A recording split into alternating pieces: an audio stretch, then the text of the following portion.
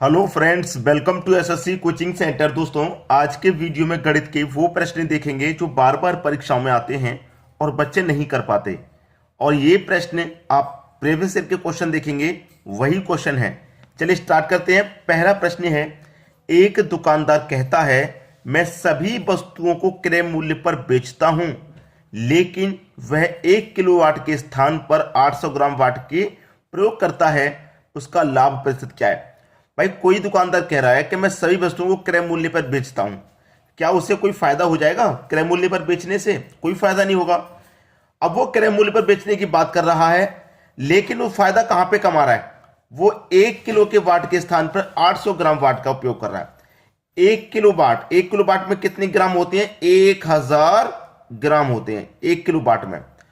और वो 1 kilo watt के स्थान पर कितना तोल रहा है? 800 ग्राम वाट का प्रयोग कर रहा है। ठीक है, 1000 ग्राम तोल रहा है 800 ग्राम, तो वो कितने की बेईमानी कर रहा है? यहां पे वो कर रहा है 200 ग्राम की बेईमानी। तो उसका जो प्रॉफिट है वो यही है, 200 ग्राम। अगर उसने क्रय मूल्य पर किसी वस्तु को बेच दिया तो कोई प्रॉफिट नहीं हुआ, लेकिन वो यहां पे बाट में गड़बड़ कर रहा है, 200 ग्राम की गड़बड़ कर रहा है। बाट में 200 ग्राम का फायदा ले रहा है। कितने का? 200 ग्राम का फायदा ले रहा है। कब ले रहा है 200 ग्राम का फायदा? जब वो 800 ग्राम तोलेगा तभी तो 200 ग्राम का फायदा होगा। तो 800 ग्राम को बटे में रख लीजिए। ठीक है, और प्रतिशत के लिए क्या करेंगे? 100 से गुना कर देंगे। बस ये बात आप सभी जानते हैं, ग्राम से तो ग्राम कट ही जाएगा। ठीक है, अब 2 से 800 4 बार में कट जाएगा, 4 से 100 25 बार में कट जाएगा। तो उसका जो लाभ परसेंट है, प्रतिशत जो उसका, वो है 25% का। यानी कि पहला ही ऑप्शन आपका बिल्कुल सही जवाब हो जाएगा। अच्छे से समझ में आ रहा है? बहुत बेहतरीन क्वेश्चन है और कम समय में आपको सीखने को मिलेंगे। अब देखेंगे अगला प्रश्न। अगला प्रश्न है, 500 लीटर के दूध के घोल में 40% दूध है और कितना दूध मिला दिया जाए ताकि इस घोल में दूध की मात्रा 60% बन जाए? देखिए, आपके पास मिश्रण है कोई, दूध, दूसरी वस्तु आपको नहीं दी गई, क्या है? उसे हम पानी ले लेते हैं, क्योंकि दूध में पानी मिलाया जाता है। ठीक है, दूध कितना है? 40% है। दूध की जो मात्रा है वो 40% है। अब देखिए, कोई भी जो मिश्रण होता है वो अपने आप में 100% रहता है, चाहे वो कितना भी क्यों ना हो, अपने आप में 100%। लेकिन जब दूध की मात्रा 40 है तो पानी की मात्रा उसमें 60% हो जाएगी, तभी तो दोनों मिला के 100% का मिश्रण बनेगा। फिर उसने कहा है कि इस घोल में कितना दूध मिला दिया जाए कि 60% मात्रा बन जाए दूध की। अब दूध की मात्रा 60% बन जाएगी तो पानी की मात्रा 40 रह जाएगी, तभी तो दोनों का मिला के 100% रहेगा। और आज से पहले मैंने जितनी बार भी मिश्रण वाला क्वेश्चन कराया है उसमें आपको एक ट्रिक बताया है कि जो मिलाया जाए या घटाया जाए उसे काम में नहीं लेना। तो इसमें क्या मिलाने की बात कर रहा है? दूध मिलाने की बात कर रहा है, तो दूध वाला हमको काम में नहीं लेना। कितना मिश्रण है हमारे पास? 500 का।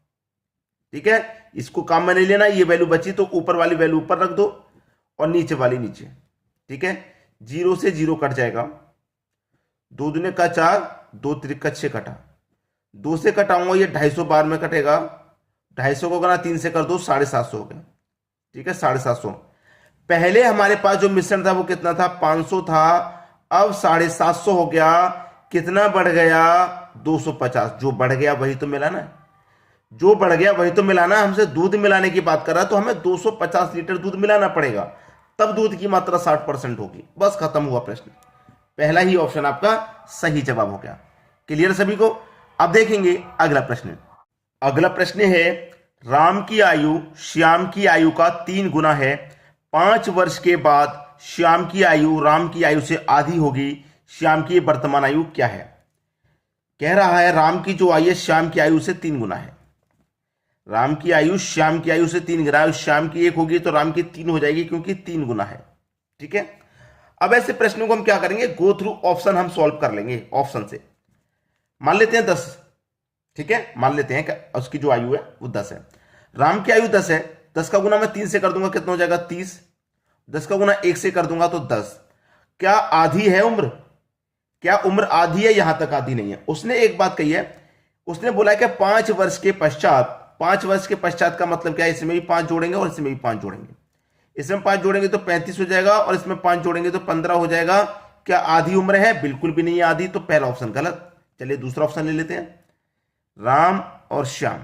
ठीक है, अब मैं क्या करूंगा, यहां मैंने 10 से गुना किया था, यहां 5 से करूंगा। 5 त्रिक का 15, 5 एकम 5, श्याम की होगी 5।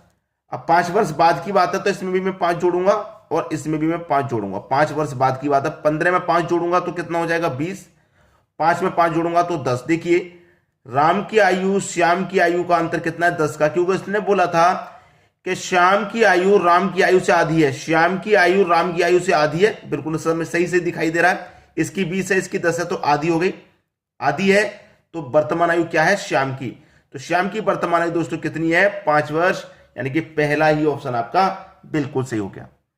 क्लियर सभी को। अब देखेंगे अगला प्रश्न। अगला प्रश्न है 300 पृष्ठों की एक किताब के पन्नों पर नंबर लगाने के लिए कितने अंक अपेक्षित हैं, कितने अंक, 1 से लेके 300 पृष्ठों की बात की उसने।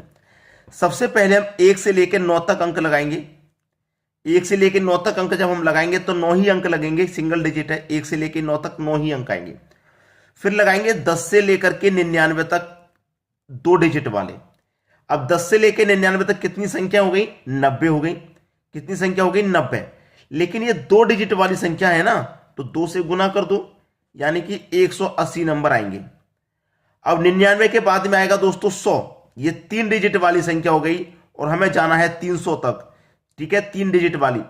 100 से लेके 300 तक, अगर मैं 101 से 300 की बात करूं तो 200 संख्या हो गई, और ये 100वीं संख्या यानी कि 201, 201 संख्या हो गई 3 डिजिट वाली, तो 3 से गुना कर दो, 201 का गुना 3 से करूंगा, ये हो जाएगा 603, ठीक है। ये 3 डिजिट वाली संख्या होगी, 2 डिजिट वाली और 1 डिजिट वाली कितनी आएंगी पता हो गया, सभी को जोड़ लीजिए।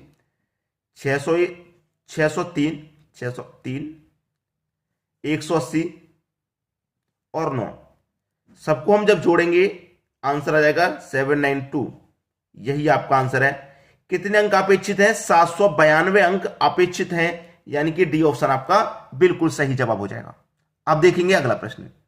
अगला प्रश्न है एक परीक्षा में 75% उम्मीदवार अंग्रेजी में, देखिए 75% उम्मीदवार अंग्रेजी में और 60% गणित में उत्तीर्ण हो गए, ठीक है। 25% दोनों में अनुत्तीर्ण हुए, मतलब फेल हुए। 25% दोनों में अनुत्तीर्ण हुए, फेल हो गए, ठीक है। मैंने सभी को क्या कर लिया, जोड़ लिया। अब देखिए ये 75 है, ये 60 है, ये 25 है, जबकि होता कितना है, कोई भी क्लास हो उसका जो रिजल्ट कितना होता है 100% होता है। अभी तो 100 से ऊपर जा रहा है, 25 और 75 100 और 60 160, टोटली कितना हो रहा है 160%। इसमें से हम क्या करेंगे 100 को माइनस कर देंगे, ठीक है, 100% को माइनस कर देंगे, कितना अधिक जा रहा है 60% रिजल्ट अधिक जा रहा है। तो जो 60% अधिक जा रहा है वही हमें निकालना है। 60% की वैल्यू कितनी है, 240 उम्मीदवार परीक्षा में उत्तीर्ण हुए, तो 60% की जो वैल्यू है वो 240 है। तो 1% की वैल्यू कितनी हो जाएगी 4, ठीक है, 1% की वैल्यू 4 हो जाएगी। जब 1 की वैल्यू 4 तो हमें क्या निकालना है 100% का मान, ठीक है, 100% का मान। जब 1 की वैल्यू 4 तो 100 की हो जाएगी 400। पूछ रहा है कुल उम्मीदवार कितने थे, 100% का ही मान तो पूछ रहा है, तो 400 थे। सी ऑप्शन आपका बिल्कुल सही जवाब।